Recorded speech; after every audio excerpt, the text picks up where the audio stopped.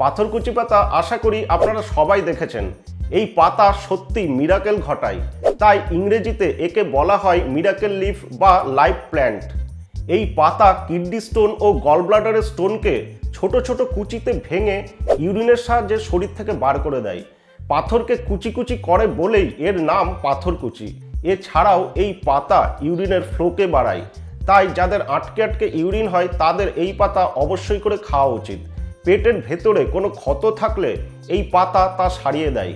পেটের ব্যথাও এই পাতা সারিয়ে দেয়। এই পাতা সকালে একটা ও বিকেলে একটা চিবিয়ে চিবিয়ে খেয়ে নিন, তারপরে এক গ্লাস গরম জল খেয়ে নিন, আর 1 ঘন্টা কিছু খাবেন না।